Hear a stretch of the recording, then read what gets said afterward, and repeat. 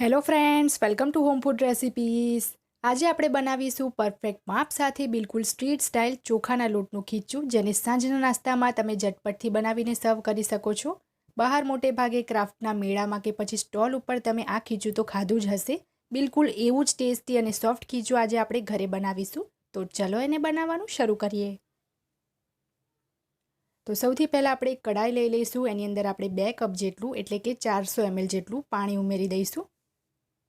હવે એની અંદર આપણે 1 ટેબલ સ્પૂન જેટલા ફ્રેશ વાટેલા આદુ, લસણ અને લીલા મરચાં ઉમેરવાના છે, જેની અંદર મેં 6 થી 7 લસણની કળી, અડધા ઇંચનો આદુનો ટુકડો અને 2 નંગ તીખા લીલા મરચાં વાટીને લીધા હતા. અડધી ચમચી જેટલું એમાં આપણે જીરું ઉમેરીશું. અડધી ચમચી આપણે એમાં અજમો ઉમેરીશું. તો અજમાને આપણે ડાયરેક્ટ ઉમેરવાને બદલે થોડો હાથથી મસળીને ઉમેરીશું, એનાથી જે એનું ફ્લેવર છે એકદમ ઇન્હેન્સ થશે. 2 ટેબલ સ્પૂન જેટલા આપણે ફ્રેશ લીલા ધાણા ઝીણા સમારીને ઉમેરીશું. હવે એમાં સ્વાદ મુજબ આપણે મીઠું ઉમેરી દઈએ.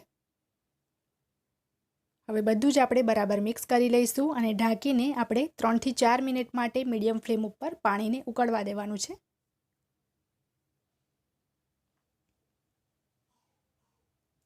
મીડિયમ ફ્લેમ પર 3 થી 4 મિનિટ પાણીને ઉકાળ્યા પછી આપણે ઢાંકણ ખોલી લઈશું અને હવે એની અંદર આપણે 1/8 ટીસ્પૂન એટલે કે 2 ચપટી જેટલો બેકિંગ સોડા એડ કરીશું. જે ખાવાનો સોડા આવે આપણે એ એડ કરવાનો છે.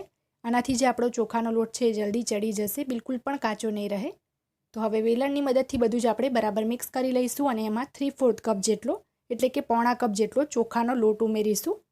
એક બાજુ લોટ એડ કરતા જવાનું છે અને બીજી બાજુ વેલણથી મિક્સ કરતા જવાનું છે, જેથી એમાં બિલકુલ ગાંઠ ના પડે. ગેસની જે ફ્લેમ છે એકદમ મીડિયમ રાખવાની છે અને સતત એને હલાવતા રહેવાનું છે. અત્યારે આ મિશ્રણ તમને લૂઝ લાગતું હશે, પણ આપણે કન્સિસ્ટન્સી આવી જ રાખવાની છે. પછીથી એની જાતે જે થોડું ગાઢું થઈ જશે. તો હવે જે ગેસની ફ્લેમ છે આપણે બંધ કરી દઈએ, કારણ કે આ ખીચુંને આપણે સ્ટીમ કરીશું. તો સ્ટીમરને અહીંયા મેં એક પ્લેટ લઈ લીધી છે અને તેલ લગાવીને આપણે ગ્રીસ કરી લઈએ. જો તમારે આ સ્ટીમ કરવાવાળી પ્રોસેસ ના કરવી હોય તો લોખંડનો તવો ગરમ કરીને એના ઉપર આપણે ડાયરેક્ટ કઢાઈ મૂકી દેવાની છે અને 5 થી 7 મિનિટ એને આપણે કૂક કરી લેવાનું છે. તો ગરમા ગરમ જે ખીચું છે આપણે સ્ટીમરની પ્લેટમાં સ્પ્રેડ કરી લેવાનું છે.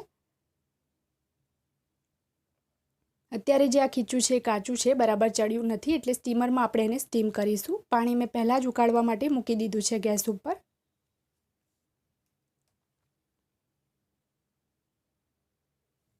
સ્ટીમરમાં પાણીની સાથે અડધા નંગ લીંબુનો ટુકડો પણ મેં નાખી દીધો હતો, જેથી વાસણ આપણું સફેદ ના થઈ જાય. તો પાણી સરસ ઉકળી જાય એટલે આપણે એમાં ખીચુંવાળી પ્લેટ મૂકી દઈશું અને ઢાંકીને મીડિયમ ફ્લેમ પર 7 થી 8 મિનિટ માટે એને સ્ટીમ કરીશું. 7-8 મિનિટ પછી આપણે એને ઢાંકણને ખોલી લઈશું. તો તમે જોઈ શકો છો ખીચું આપણું સરસ સ્ટીમ થઈ ગયું છે. અંદર આપણે ચપ્પુ એડ કરીને ચેક કરીએ તો ચપ્પુ એકદમ ક્લીન છે. અત્યારે આ ખીચું એકદમ ગરમ છે અને આપણે એને થોડું લૂઝ જ રાખ્યું છે, એટલે થોડું તમને એવું લાગશે કે ચોંટે છે, પણ પછીથી થોડું ઠંડુ થાય તો એની જાતે જ ઠીક થઈ જશે.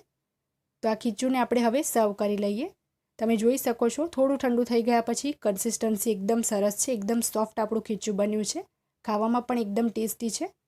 તો એની ઉપર 2 થી 3 ચમચી આપણે જે કાચું સિંગ તેલ આવે એ એડ કરી દઈશું, કારણ કે આના વગર ખીચુંનો ટેસ્ટ નહીં આવે. અને થોડો જે અથાણાનો મસાલો આવે છે એ સ્પ્રિંકલ કરી દઈશું અને છેલ્લે ગાર્નિશિંગમાં આપણે થોડો લીલો ધાણો મૂકી દઈએ. તો તમે પણ વરસતા વરસાદમાં ગરમા ગરમ આ ખીચુંની રેસીપી ચોક્કસથી ટ્રાય કરજો. ચેનલને સબસ્ક્રાઈબ કરી બેલ આઇકન પ્રેસ કરવાનું પણ બિલકુલ ના ભૂલતા.